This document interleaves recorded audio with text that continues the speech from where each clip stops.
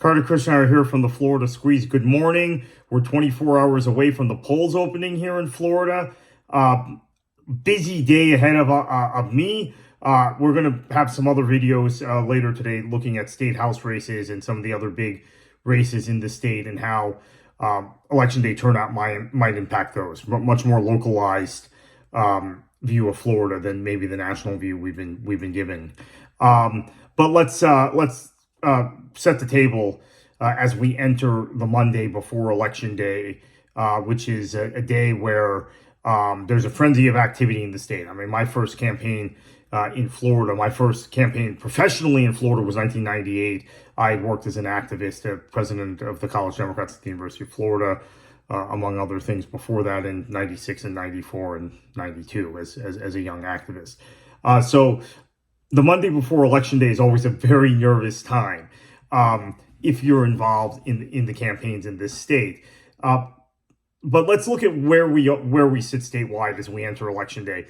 The Republicans will take a huge firewall, so to speak. I don't like that term. I don't love that term at all, but that seems to be the en vogue term now in 2024 in terms of political punditry. They will take a huge firewall into Election Day. They're going to take a firewall of about 800, I would say about 800,000 votes, okay? Because they have about 850,000 more votes statewide than the Democrats. In terms of 850,000 more Republicans have cast ballots early than Democrats. But the Democrats, in every election since 2006, with the exception of the 2022 election, which of course is the most recent election. But in every election since 2006, the Democrats have gotten at the top of the ticket at least a bigger share of the NPA vote than the Republicans have in Florida. So that's something to keep in mind. For many years until 2023, we had more registered Democrats than Republicans in the state, but Republican turnout was always higher. And when the Democrats would occasionally win statewide races or come close, as they did in three successive governor's races in 2010, 2014, and 2018, it was on the back of NPA votes that they almost got over the top those times. So NPAs do lean Democratic in Florida, and we're seeing an NPA trend nationally that we think might favor the Democrats as well. So that would kind of correspond with that trend. So the Republicans have a huge lead entering Election Day. They built this lead largely through really efficient turnout operations the first week of in-person early voting in what we call the second-tier counties in Florida, the medium-sized counties. These are counties with between about 350,000, maybe 300,000 people, and 800,000 people. Lee County, which is Fort Myers, is the largest of these counties. Counties like Sarasota, Manatee, Pasco. Manatee's where Bradenton is, by the way. Pasco is Newport Richey, just north of Tampa. Marion County, which is Ocala, and St. Johns County, which is St. Augustine. Volusia County, which is Daytona Beach, and was once one of the most Democratic counties in the state in the 2000 election. I was very involved in that recount with the Gore campaign. And Volusia, we thought, was our best county outside of the three urban South Florida counties at the time in the state. Now, very Republican county. And Brevard, which is where Kennedy Space Center is, Melbourne, Palm Bay. The Republicans efficiently worked those counties, turned their voters out. Yes, they probably cannibalized some of their Election Day vote, but they've got those votes in the bag now. They're already banked, and they enter Election Day about 800,000 votes ahead. Where the Democrats made up some ground in the final few days of early voting, because believe it or not, it was worse at one point. In fact, the Republicans will enter Election Day with having cast 43.2% of the ballots. On Friday morning, it was 45.1%. So that percentage has come down. The Democratic percentage has come up slightly, and the NPA percentage has shot up. It'll be 43.2 Republican, 32.9 Democrat, and 23.9 NPA. But where the Democrats have made up some ground in the last few days is in Duval County, where they've shaved about 3,500 votes off of the Republican lead. That's Jacksonville. Hillsborough County, which is Tampa, where they've shaved about 2,500 votes in the last few days off the Republican lead.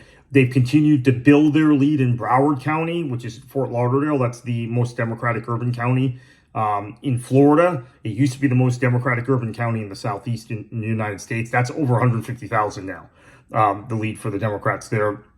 Palm Beach County is up around 30,000, which is better than I thought it would be, because that's now Donald Trump's home county, and that's the place where the Republicans have put a lot of money. In fact, the Republicans have invested millions of dollars in Palm Beach County. And Orange County, which is the Orlando area, where Souls to the Polls was actually somewhat successful and pushed the Democratic lead up to about 60,000 votes. Democrats also enter Election Day with a lead in Osceola County, which is a significant county to look at if you want to think about national trends and the fallout from the Madison Square Garden rally of Donald Trump. Osceola County, which is just south of Orlando, that's Kissimmee. It's a county that votes Democratic, but voted for George W. Bush in 2004 when he did really well among Hispanic voters. It is the largest county in the continental United States, in the 48 contiguous states, with a plurality of Puerto Rican voters. Puerto Rican voters are the largest segment of the population in Osceola County, even larger than white voters, traditional white voters. So that is a county to look at. When you look at election day. It's a county to look at right at 7 o'clock. Tomorrow on election day, we'll go through my kind of what I look at in election night from 7 to 8 and 8 to 9 to set everybody up. And we'll have some exciting election day content for you from around the state. One other note before we get out of here. The NPA vote, as I mentioned, is now up to 23.9% of the electorate. I think the Republicans are in fairly good shape. Donald Trump looks poised to win the 29 electoral votes from Florida, or now the 30 electoral votes from Florida, fairly easily. And the Senate race, I think Rick Scott will hang on at this point. But the important but is if that NPA number starts to creep up in terms of composition of the vote to where it's 27 or 28% of the vote. Right now it's 23.9.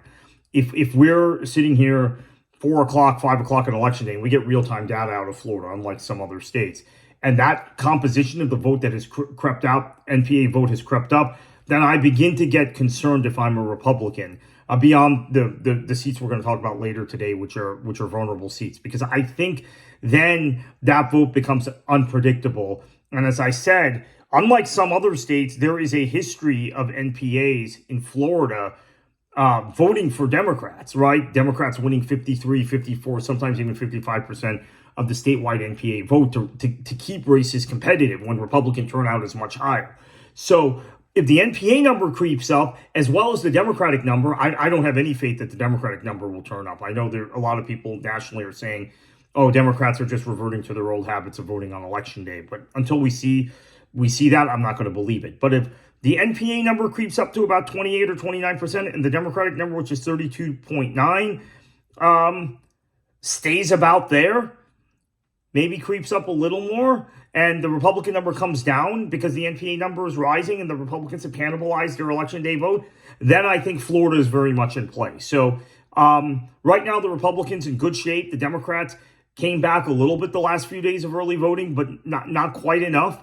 NPAs, I think, are going to lean Democratic, so that makes it closer than maybe the 43.2 to the 32.9. That makes it closer than that, but it doesn't make it close enough to where the Democrats are within striking distance, unless that NPA vote continues to creep up and Democrats turn out themselves on election day.